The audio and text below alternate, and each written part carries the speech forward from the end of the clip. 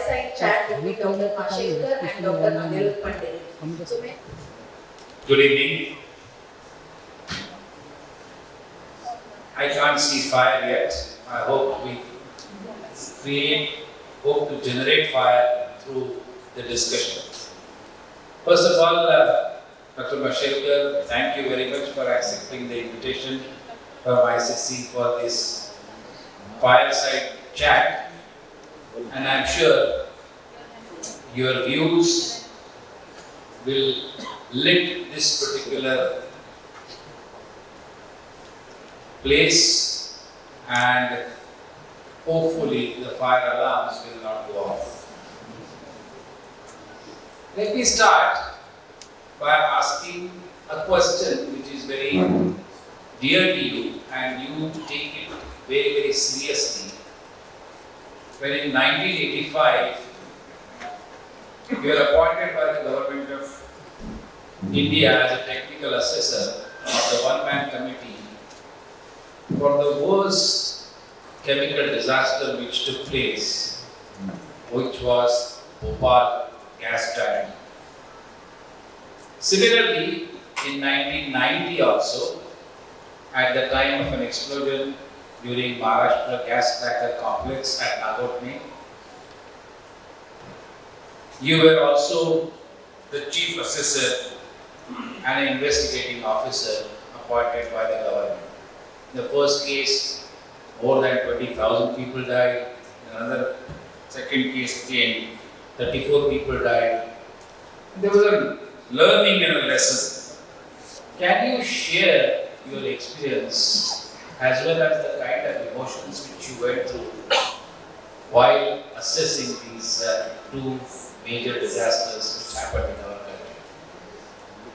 Thank you very much, Aniruddha. First of all, thank you ICC for having me. Thank you for thinking of me. Secondly, I'm scared. Can you guess why I'm scared?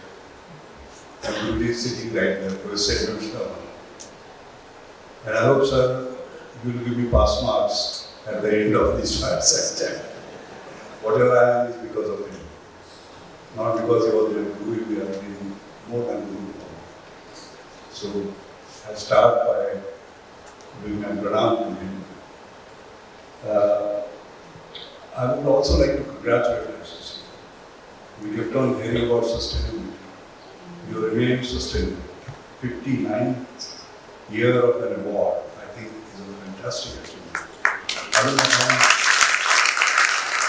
how you are going to celebrate the 60th. It must be something which is very special, right? And I'd like to talk to you about some ideas that I have on the 60th, because there's something special. I know that you are going to give a big round of applause to every awardee. We are very, very proud of you for your life, for your work.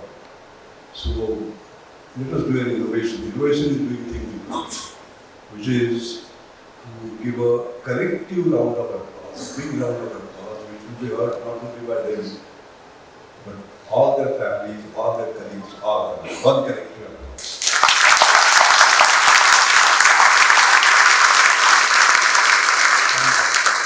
So everything that we are talking about, we sort of have in this room. Now coming back to Bhopal disaster, actually it was on the second night, third morning of 1984 that it took place. And I remember I was in Chennai at that time. I was actually, me and my wife were in Tirupati and we were talking about Chennai. When we got a message that I should come there immediately. Because after that accident, where 20 tons of MIC was let into the air because of that accident, and 20,000 people died, as you say, plus. But so many more suffered. We were called, Mr. Sharma, myself, Dr. Padma, and others were Dr. was in Belgium, to get an idea about what to do with that other 40 tons that was waiting there. We did not know there was a bomb that was going to go, and there was a big scare. So the first lesson that we had, and we created what is called as an Operation Faith, because the society was scared. There were so many deaths. And of course, that was to follow the practice of reacting with MIC and creating cargo, which was a standardized process that was done. Later on, I was appointed as a technical assessor for the inquiry commission. It was a one-man commission, KC commission. It is very interesting that 500 liters of water had got into that tank. And if 500 liters of water gets in, it's simple. CH3NCO plus H2O, CH3NH2 plus CO. That's all. Carbon dioxide should have gone. Why 28 tons? That was a very, very interesting sort of challenge for us. And of course, there was a deep analysis, big teams, National Chemical Laboratory participated, Indian Institute of Chemical Technology, and a whole bunch of people. And the tank was cut, and detailed analysis was done. And there were 19 different compounds. Can you just imagine? Okay, because it's a single reaction, you need 2 sugar. There were 19. And then we went into the stoichiometry and the whole range of investigation. MIC is a very dangerous one. It is volatile, toxic, highly reactive. These 3 combinations very rarely is the one. That's what created the havoc. The interesting part was the human error. In all accidents, including the second one that I'm going to talk about, there is always a human error.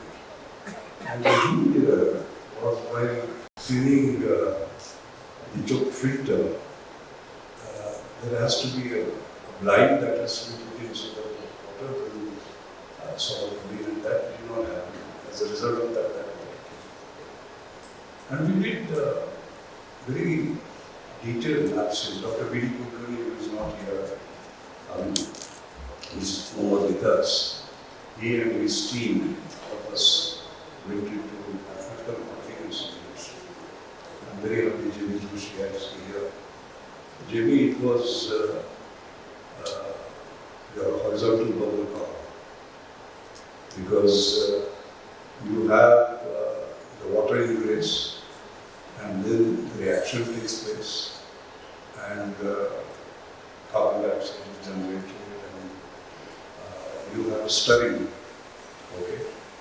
And you can see that the trimerization of methyl isocyanate is a highly exothermic reaction, 59 kilocalories per mole. Now just imagine a tank that is buried, okay? There is an exothermic reaction that is taking place. There is no way you can take out the adiabatic, and the temperatures keep on going up, and something like 250 degrees centigrade was the temperature that was reached. Otherwise, the normal reaction would have been generated. And the safety valve that was set up at about 40 psi gave over 7. All that went down. But then one would wonder why such a violent reaction. And the violent reaction because there was a catalyst. And the catalyst was iron trichloride. Okay?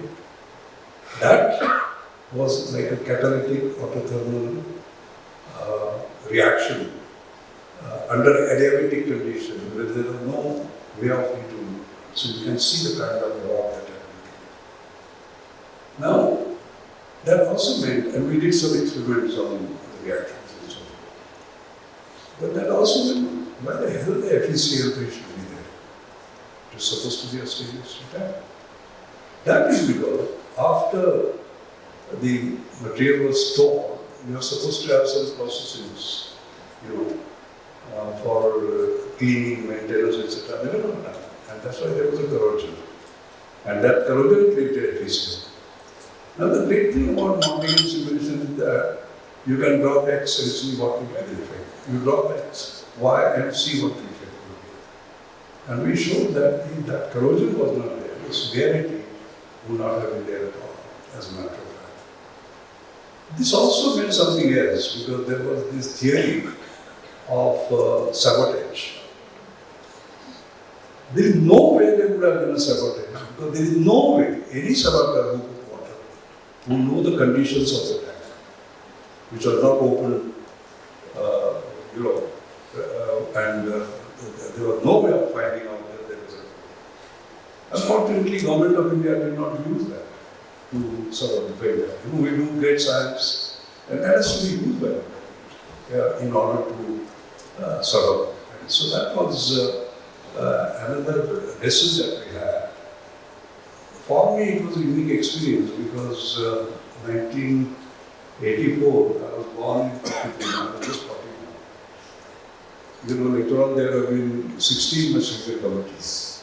They used to say in government, very difficulty, form Mashelkar committee, national order paper, and this, that, etc. But this was the first experience. And for me, as a chemical engineer, I must say it was very good. There are two things I'd like to make as an additional point. The first is, if you look at eminent carbide and look at the plant in Virginia, it was continuous. Why should have been the Indian plant one where we were storing particles? What were those who gave license to such technologies where a dangerous chemical like MIC could be stored? So responsibility goes much beyond the plant. And that's why I'm very happy to know Sharma is here. I remember in Lavraj Kumar's time, Professor Sharma and I will be involved in the selection of technology. It was not government officials who were discussing. We deep dive into it. Secondly,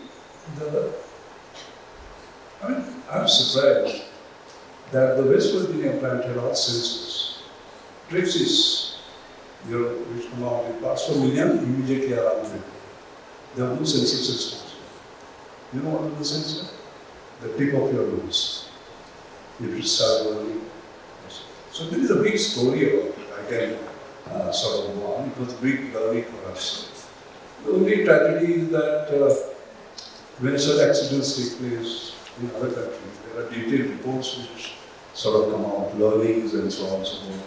And for chemical students in particular, they become serious. Unfortunately, that did not happen. So that's that experience I would say. It was the worst disaster that should never happen. That's number one. As far as Maharashtra gas cracker complex is concerned, as you said, this was, ONGC used to supply ethane propane for the Maharashtra gas cracker complex. And there was this leakage of ethane and propane. And vapor cloud was formed, and there was explosion and fire and explosion, and series of those. And 34 people died instantly. And I got a message from Mr. Gill, who was the secretary. I should be the chairman, I was the committee director of the MC. There are 2-3 remarkable things I would say. There was also an error because a welding gave away because of an overhang. There was first losing. So there were some 18 recommendations that we made from safety point of view. But there is one thing very interesting, and then again, we did mathematical quantity simulation. For example, you'd be surprised because there were shock waves, and the shock wave was such that there was a Fiat car which had dented by the way.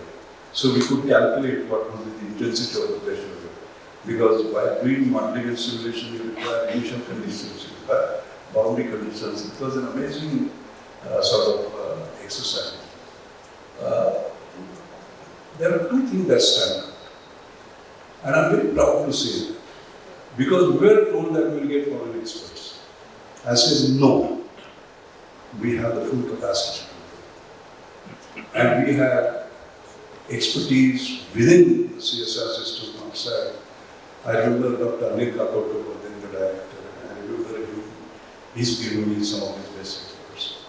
We had people from National Aerospace Laboratory because there were issues of materials and the people from National Chemical Laboratory and all others, and I'm very happy that they came out with that particular report.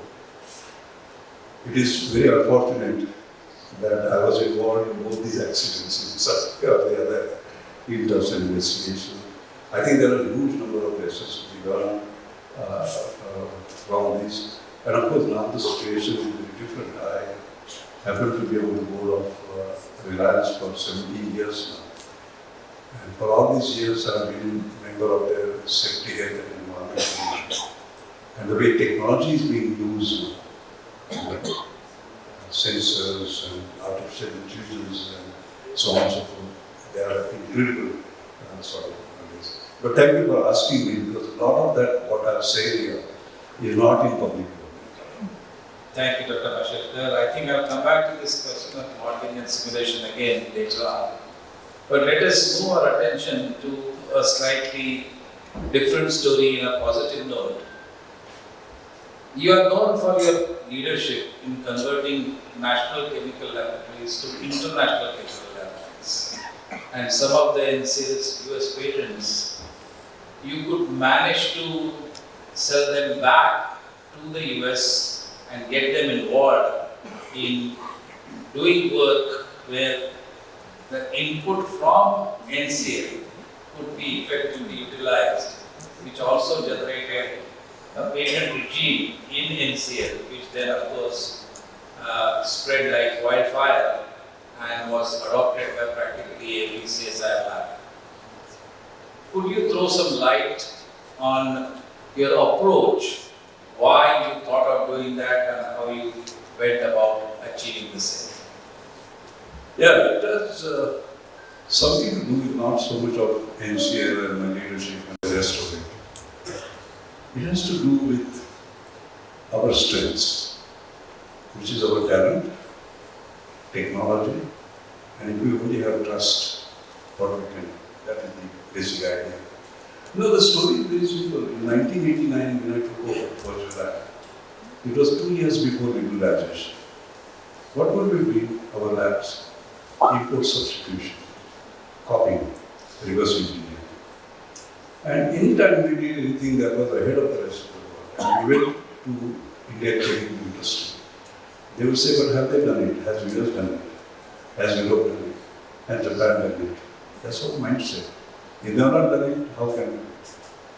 So I remember 1st July 1989, our auditorium is around 564. Very limited people. We broke all safety norms. That should not have been there. We should not do that. But anyway. And I spoke to them about what my vision about NCL is. And I said, NCL, National Chemical Laboratory, should be international. We should be able to license our technologies to the best in the world. We should be able to license our patents to the best in the world. Now, this was daring, because in 39 years, NCL had 0 US patents. And here I was saying that we license our US patents to the world. Why did I do that? Talent, technology, trust.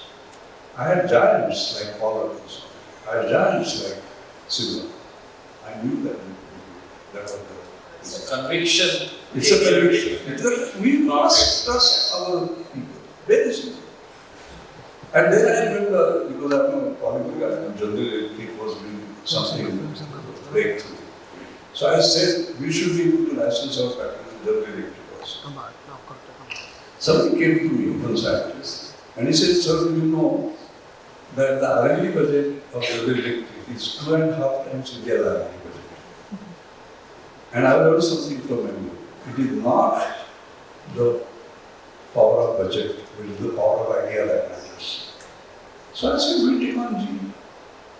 You talked about G, we'll take on G. Now there was this lucky breakthrough that I also must say.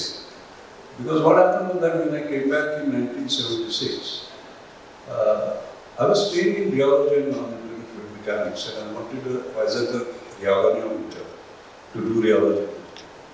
It would take me 2 years to get it. Digitally clearance, not manufactured in India certificate, and so on. I didn't want to wait for 2 years for starting my research. I said, what is the equipment God has given me? This. What can I do with it? And I changed my field. I always tell young people, you keep on knocking on the doors and they don't open, create your own doors. I created my own door. I went into mathematical modeling and simulation. And I remember, fortunately, I had a consulting assignment of Indian Organic Chemicals, Future Labs, and near Chennai, Manali. So I looked at the plant and I saw it was a batch sort of process, by the way, 6,000 tons per year. At that time, 6,000 tons per year. Reliance produces 6,000 tons per year. But that was different India at that time. So I looked at that and said, what are the stages? The task certification, research, pre-coagulation, polycoagulation, so on and so forth. So I went into mathematical modeling. So therefore, and that became sales in chemical engineering science, number one. Because I had an arrangement with IOC that whatever results of mathematical modeling and simulation come, Ravindra was my PhD student, should be able to publish that, okay? Because you are doing the modeling and you use it for improving the sort of productivity and product quality, and that's what happened. That's why I don't believe in scientific research or industrial research. Alright? And it is very interesting. 1977 I started the work. 82 I got the Padma Vibhushan Prize for that in 5 years' time, basically. And Ravindran's thesis, basically, Professor Sharma was the and I remember his firing me because he knows how I write. Because I had written Ravindran's thesis. and he was so happy with it. He said, why one PhD? You should get 2 PhD. So that actually there is a lesson that the artificial distinction between scientific and industrial research is wrong. If it was industrial research, how did I get Butler Prize for Science? If it was scientific research, how did IFC sort of work? So that modeling and simulation has been my sort of work. No wonder in our business reviews, this particular transformation is taught as a part of the course for emerging economies. Yeah, there is a course in emerging economy where this transformation is. So in that process, what had happened was that in that series, the 10th article that we wrote was on solid state polymerization. Because that is how you make those sort of models. And then I said, if you can do that, why can't we do it for polycarbonate? Because polycarbonate 40% market share of GE. And we did that, and by that time, I had changed the culture there. It was not publish or perish. Patent, publish and process. So when we got that solid state polymerization breakthrough, because we did it with carbon dioxide as a carrier gas, because there can be an internal mobilization, plasticization of polycarbonate when you do it with carbon dioxide. So we got a US patent on that, and also papering macroeconomics. Patent, publish, and prosper. Because then, just they pick that up. Because they had never done that. Okay, and that was licensed, and that plus 3 other patents we licensed for close to $1 million. 40% of market share, that company has not done something with it. That's what I'm saying, and I agree with Guruji. That it is the power of ideas. It's not the power of ideas. That's what actually we discussed. But, ladies and gentlemen, it has a great effect. The effect was that Jacquel said, if they are so good, why are they not there? And that is where the Jacquel R&D Center came. I was invited, by the way, for the and I remember there was a press interview, and Jacquel was asked, why are you here? And you know what he said? He said, I am here because I get the highest intellectual capital per dollar.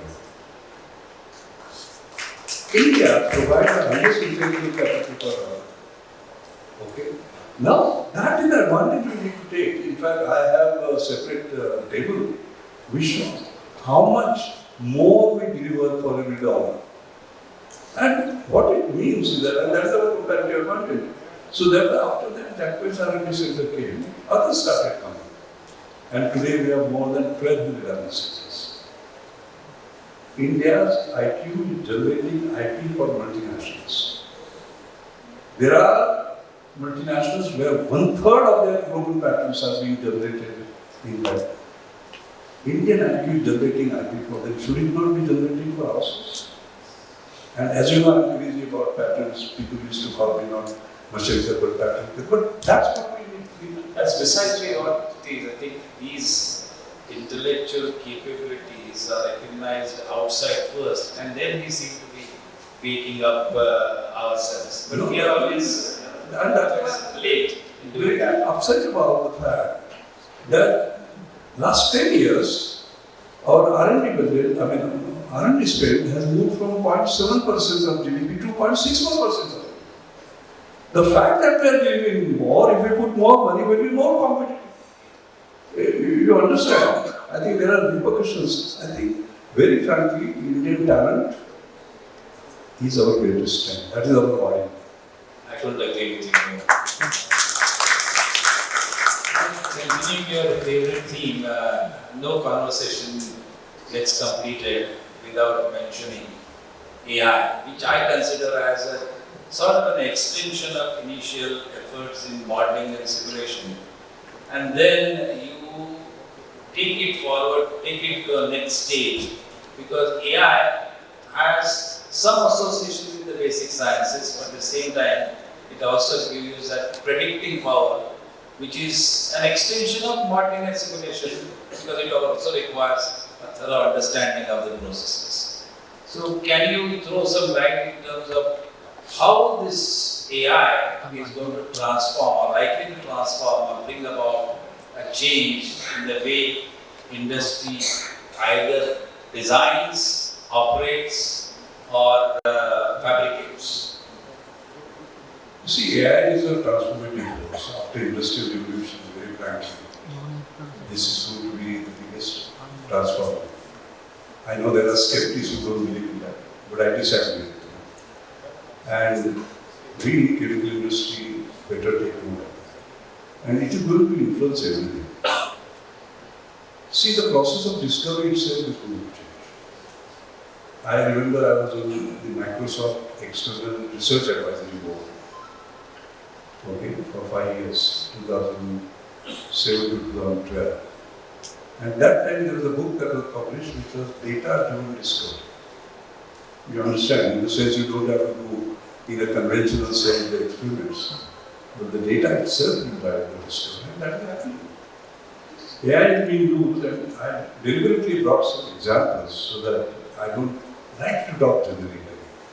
I like to talk more specifically. For example, if you see this in silico medicine, they have created this anti-fibrotic drug, and that is in clinical phase 2 trials. Where did it come from? By doing experiments in the lab? Sorry. It was predicted, generated by AI. So yes. So the future, new chemicals, new materials, new this thing, etc. AI will be able to generate it. So, in fact, this IIT Bombay National Research Academy meeting we had, I'm chairing the council. And the president of Monash University had also come. And at that point in time, in fact, I distributed a paper, AI as a scientist. Can you imagine the problem was posed? Okay. AI did the discovery-driven research, and AI wrote a scientific research paper, and that was published. AI as a scientist. Can you imagine where it is going to go? So, of course, in discovery, like for example, this IBM wrote actually, there is polymers, catalysts, a whole range of things that are done by using artificial intelligence and in incredible way, particularly generating AI. Digital twins, for example, Siemens has shown how 15% of the operational expenditure can be brought. Safety and risk, I just now mentioned. Shell, for example, they have brought down their emergency shutdown by 30%. And within Reliance, I know they are really sort of using it. Look at the supply chain, for example. I was in the middle board and I have seen the way AI is being used for that. Look at custom formulation. What it does is to reduce time and therefore reduce cost. For example, the costs and have been brought down by as much as 40% of this research. Can you just imagine what difference it makes? Similarly, predictive maintenance, for example, and so on. Why should the Bhopal disaster take place at all? So I think AI, I will not be skeptical about it. It has to be used well. What is important, I use generative AI myself, and I have seen the weakness of AI also. So it is not man versus machine, it is man and machine. So what I have seen when I use generative AI, I need to come in there, so as to say. So it is like a co-pilot, but you are the main pilot. But I would appeal to all the leaders of technical industry, please do look at it seriously. Alright? And because it's not just the speed, the cost, the competitiveness is all going to depend on it. You must have heard now, Mukesh Bhai's speech in the AGM. 50% of his speech was the way he is using AI and going to use AI, how he is going to come from. And it is not a government announcement about plan or promise. When Mukesh says something, he does it. Alright? So you will see the transformation. I think each one of us, size does not matter, right? Size does not matter in this particular. You will say, oh, I am small. Forget about this particular. I mean, the kind of list of the activities which you just mentioned, AI is covering every part or every aspect of an enterprise, every aspect of manufacturing, every aspect of supply chain, every aspect of innovation. When you use it properly with your own creative inputs in terms of what you can extract from it. Thank you very much indeed. One more thing in terms of AI, so in the case of the hydrocarbon sector, currently majority of the feedstock is still available from the hydrocarbon sector and will continue to do so for at least for next 40-50 years. But there has been a significant efforts in the direction of an alternative feedstock to replace hydrocarbon. It will happen, but industry is being forced to look at maybe for net zero or compulsions or any other reasons from a sustainability point of view. What is your take on AI? Of course, will be of great importance in bringing these innovations, but shifting from the basic hydrocarbon-based feedstock to biomass-based feedstock, what would be your take on this transformation? Guruji is here and Guruji has talked a lot about it and taught me also, basically. It's not something new. Molasses to alcohol was done decades ago. It's not something new, but there is a new dimension that is coming up. I think that is what is important. As I always do, I always talk from the book of my life, not by reading textbooks. So from my book of my life, I have become something. You know, in the year 2007, I became the president of Institution of Chemical Engineers UK. That itself was great for my ego. I'll tell you why. It was great for my ego because that was their 50th year, boarding unit.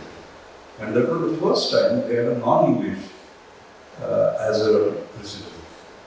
And why I was particularly happy was when NCL began its journey, our first directors were not Indians.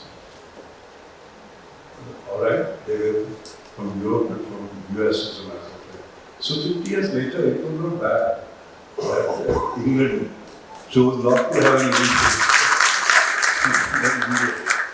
So, and Aniruddha has shared the questions with me, so therefore I had chance to prepare, so I'm going to give that particular answer.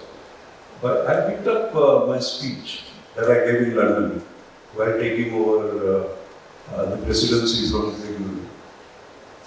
And I will read out from that because there is an answer sort of like that. So, the subheading that I had given was from hydrocarbon-based economy to carbohydrate-based. From hydrocarbon-based economy to carbohydrate. And this was 17 years ago, by the way, 2007. So I had said, let me illustrate this positioning by looking at the challenge of creating a bioeconomy as a part of the grand challenge that the chemical engineers might take up for creating biofuture for mankind. We require many fundamental breakthroughs in plant sciences. For instance, the current efficiency of capture of light energy by the process of photosynthesis is less than 2%. Can engineer genes from plants and photosynthetic bacteria increase the efficiency to 10%? Can we manipulate the genes involved in nitrogen fixation to increase biomass content of plants? Can plants be engineered for rapid growth and drought and high and low temperature stress? Can co-regulation of lignin and cellulose biosynthesis be achieved in such a way that lignin content can be reduced and cellulose content increased? These advances in plant sciences can form the foundation of advanced biorefinery. They can be positioned as future processing complexes that will use renewable agriculture residues, plant-based carbohydrates, and lignocellulosic materials as feedstocks to produce a wide range of chemicals, fuels, and biological technology. Your question? Yes. Right? And I had said, yes, it can be done. But this task will put to test the ultimate system engineering and integrative skills of chemical engineers. Advanced biorefinery will have to be creatively integrating the knowledge in plant genetics, biochemistry, biotechnology, biomass conversion chemistry, process engineering, and separation technology. An equally challenging task will be forging creative partnership between enterprises dealing with fuels and energy, as well as chemicals and materials. Normally we do this all separately, isn't it? So integration. In short, there is every possibility that we will be able to mastermind and manage the transition from the non-renewable hydrocarbon-based economy to a renewable carbon-based economy. That's something I said. Now, 17 years ago, many of these tools that I talk about, like for example, CRISPR-Cas, it's like a molecule scissor you cut to steel, alright? And that is fantastic. So what has happened is that I was looking at this. You must have heard the announcement by Mukesh Bhai about complex biogas and how he is putting up 50 plants going to 500 and then 5,000. And if it does 5,000 plants of 22 tons per day, it will be saving something like $18 billion of import. That's huge. What do you require for that? You require sun, you require land, you require water, you require nutrients. That's all. You don't have to do it. And that is possible. And then what do you look at? You don't just look at agri-waste. Agri-waste, I'm sorry to say, later on it becomes political. Somehow the farmers, the cooperatives, you get 1 rupees per kilogram, goes to 5 rupees per kilogram, goes to 10 rupees per kilogram. And therefore, we have these vast wastelands, semi-arid lands, for example. These powerful technologies that we talk about, can we use them to create waste in Mumbai? Like, for example, take napier grass. You can do 4 crops a year, 3 months, it just grows, basically. Yes. And now, CRISPR-Cas9 is being used in order to meet all the challenges that I'm talking about. You know, for example, for swift grass, they have now created a variety which takes 40% less water. Can you just imagine? So should we not as a national mission focus on that? We don't focus.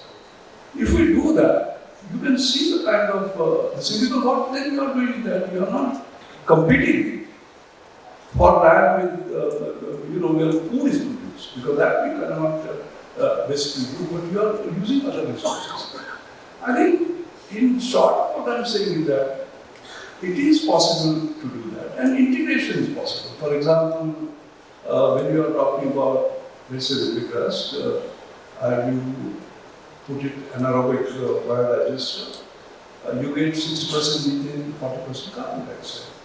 And Dr. Garg and all of us were discussing on the other day on what can be done. And can that carbon dioxide, using, because this is biogenic carbon dioxide now, so therefore from carbon credit point of view also it becomes different. Can create into methanol, and Dr. Garg gives some fantastic ideas in sort of this. So I think there is a churning that is going on in terms of this. And I see a bright future. What we require, however, is the challenge that we have as usual. The challenge is the 5 L's. What are the 5 L's? Land, labor, right? Law, logistics, I think, and policy. Because here technology and policy will have to sort of come for land use and the rest of it. So there are issues that are in our hands actually to solve. But answer to your question is that from hydrocarbon-based economy to carbohydrate-based economy, we can't make the same sort of impact. It was like, why fertilizers, but you can't replace millions of tons of, but you can make the progress and can make a big difference. I'll put it that way. Thank you. And the time has come essentially to shift from network of industrial systems to network of industrial ecosystems. Just well put. So, Dr. Mashelkar, I think the discussion can go on. Yes, I think I'll try to conclude it with the last question. Professor Sharma, yourself have been associated with the chemical industry, chemical engineering education for the last 50 years, and you've seen the transformation which has happened in the industry, transformation which is happening in the industry. So what is your advice for the next 50 years in terms of how and what you should progress on advice? You have already said that in terms of having conviction in your own capabilities is one attitudinal change which we really need to bring in. Anything more you would like to add to conclude today's discussion? No, I'll tell you, I have already the reputation of being a dangerous optimist. I'm extremely optimistic about India. I think it is, in fact, I'm so optimistic that 29 July last year, in the GMD Excellence Summit, my opening keynote in Silicon Valley was India's emergence as an exponential institute. So I'm a great believer that it is possible. But to me, the word exponential is critical. Because it requires exponential thinking, risk-taking, daring, believing in oneself. That's the first part I would like to say. Many of you might have read my book, Leapfrogging to Pole Vaulting. I would love to ask that. Yes. And that leapfrogging to pole vaulting as a basic thesis actually originated while I was discussing something with Mashelkar. There was this Reliance Innovation Council that we had created. I chaired that for a number of years. And we had people like John Miller, Bob Graff, Neil Hassan, George Weitzer, and C.K. Pradhan. And invariably, I and Mukesh used to have discussions afterwards. And one day he said, Doc, we must leapfrog something. So I asked Mukesh, do you know why the frog leaps? So he said, I don't know. So I said, I'll tell you why it leaps. It leaps, scientists have shown that it leaps because he's afraid of the predator. He's afraid of the enemy. And jumps a few feet. And again a few feet. Do we want to do that because we are afraid of the competitor and we jump a few feet as a reaction? Can we not proactively pole vault? The size of the pole is the size of the aspiration. That way the book was born. And Mukesh has shown us how to pole vault. I mean, for example, if you look at 2017, we were 156 among 231 nations as far as mobile data consumption is concerned. Came June, and we did not leapfrog from 156 to 100. We forwarded to 100. And we have remained over rupees per GB, voice free, etc. And there is deep innovation that we have. I sort of describe that. So I think this forwarding leadership, exponential thinking is extreme. Right. That is the first one. Then there are some first principles that are going to rule our future. I think one is 3Ds. That is digitalization, decentralization, and decarbonization. And what the list are. Yeah. When you do digitalization, you will find like COVID. What did we do? We did work from home. Decarbonization took place. Decentralization took place. Our homes became the schools, classrooms. Our homes became offices and so on. So I think these 3Ds will go together. And therefore, one of the things our chemical industry must do, irrespective of the size of your aspiration, to do digital transformation. And when I mean digital transformation, please understand what I am trying to say. Transformation is like caterpillar to a butterfly. It is not about making caterpillar become a faster caterpillar. You take some part of your business and start tinkering with it, and I have done that transformation. No. This is a huge opportunity. And why India has that advantage? Because we are strong in IT-related services. We are serving the whole world. So I would suggest that we look at these 3D seriously. Green chemistry, etc. They are part of the decarbonization and so on. Then we require speed, scale, and sustainability. We can't have the normal speed as a matter of fact, and scale, because big impact, ideas to impact, and this has to be done sort of sustainability. We have to do that, by the way, in sort of take example of let's say light emitting diodes. Can you imagine? We moved from 0.2% market share to 88% market share in 7 years. In 7 years, So, how did that happen? We did not create our own technologies, we used the technologies, but there was a policy of demand aggregation. And demand aggregation put the prices down from $7 to $1. So as to say. And then that was back to the system recovery and work for innovation and policy innovation. So when we talk about innovation, please don't look at it just as technological innovation. Technological innovation, business model innovation, workflow innovation, system delivery innovation, policy innovation, process innovation, all range of. So I would like to see chemical industry do a total innovation. Alright, that is second part. The other part I would say is in terms of building our export competitiveness. There is no substitute. We have huge opportunities. For example, specialty of fine chemicals. What is our share of the $160-180 billion market? 4%. Why should that? And we have all that is required: talent, technology, and trust for doing that.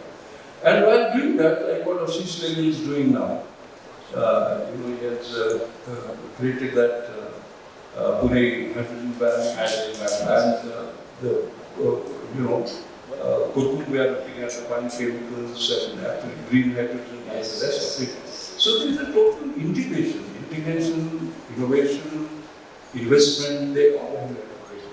I would say certainly. And there are certain parts of the economy that we can't explore. Circular economy is going to be there, and there is a huge sort of possibility. The other part that we need to look at are really new models. Because, see, what happens is, I'll tell you where our problem is. Our problem is a TRL. You have university, you have ICT, you have NCL, etc., etc. We are all TRL free TRL. Oh, yes, that's it. Technology readiness level. What does the industry want? TRL want. There is a huge gap. How do you feel that? Basically. Otherwise, TRL 3, even TRL 3. All of them are full of TRL 3. Potential to sort of. And therefore, filling this gap, there are big sort of one. I myself tried to create one, the Millennium Indian Technology Leadership Initiative. And there, again, we have to look at grand challenges, for example, and use that. I remember, those of you who do not know the Millennium Indian Technology Leadership Initiative, the way it was done was also interesting. I got a call from Mr. Yashwant Sinha in year 2000. He said, it's the first year of the new millennium. Let's do something exciting, announce. And I said, new millennium Indian Technology Leadership Initiative. I said, I got a message from the secretary, he loves it. Why did I use leadership? Leadership and your role in capital areas. What do you know where? I'm sorry. Yeah, that's true. We have to, following to fast following. We take priority in fast following. Any molecule that comes there, 18 months will copy. No. Are we not capable of doing? We are capable of doing mistake. So, New Millennium Indian Technology Leadership Initiative was placed in such a way that Indian capital industry or Indian industry always work in areas where markets were certain and technology was certain. They didn't have to develop market and technology was certain. New Millennium Indian Technology Leadership Initiative moved us into where technology was uncertain and markets were uncertain. We went into fierce sales in early 2000 when people did not talk about it. And again, I am grateful to my Guruji. I keep on coming back to him because he led us. He laid our foot on process. On 22nd February, our Prime Minister launched our indigenous fuel cell. Basically, the Cochin shipyard developed it because we want to have waterways that will have green transport. So not diesel or battery, this, that, but using hydrogen because in the exhausting water. And that was totally indigenous and the technology which is ahead of the rest of the world. Yes. Patent protected and in terms of affordable access is the world. And we are capable from that one ferry, which transport. Now we have got an order of 20, we get further order. We have all our things. We can show to the rest of the world.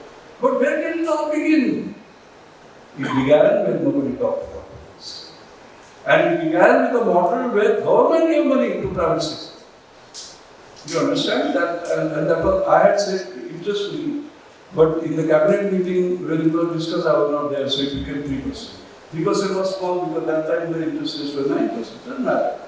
And to be returned only if you are successful. Yes. That's what we have done.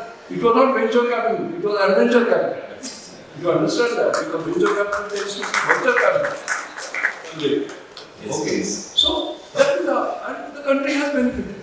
So, what I'm saying is that for heaven's sake, believe in yourself. India's problem is not budget deficit, it is trust deficit. The trust between the society and the government, including in our children, when they want to do a startup, they will take a safe job, and that in the government is a bit. Why?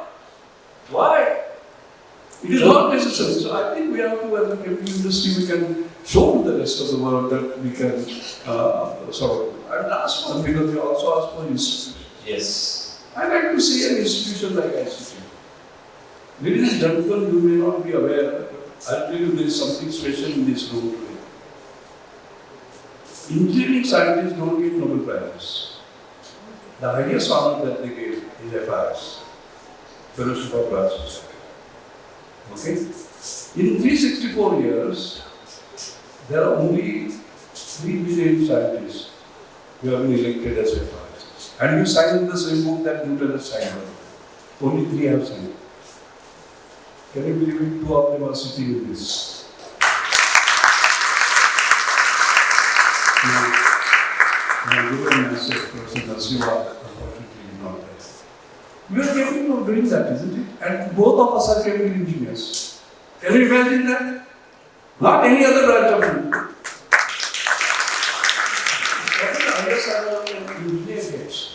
National Academy of Engineering, US Institute of Engineering. How many of them so far in India? 24. Okay. Can you realize that 4 of them are sitting there in this?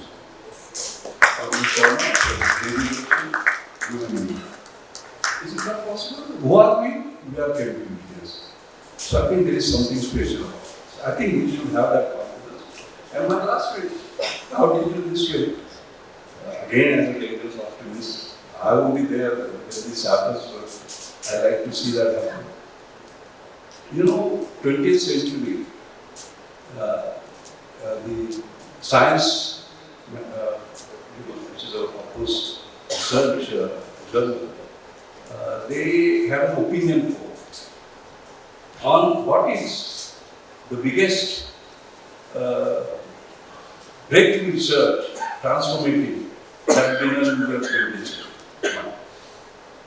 You would have thought it would be integrated circuit or internet or this, that, and the other. None of that. You know what the science is? Haber-Bosch process. Haber-Bosch process, because nitrogenous fertilizers, if they have not come, hardly any one of us will be here. Generations to come. Proud to be a chemical engineer. Okay? We saved the world in the 20th century. Can we do that in the 21st century? And not Haber-Bosch process in Germany. Indian process from India. Indian product from India. That is my dream. That's. Thank you, in terms of science and innovation administration, which is what the need is, we require many more Dr. Mashelkars to really wake up. Yes, indeed. Guidance is always there. No? Indeed.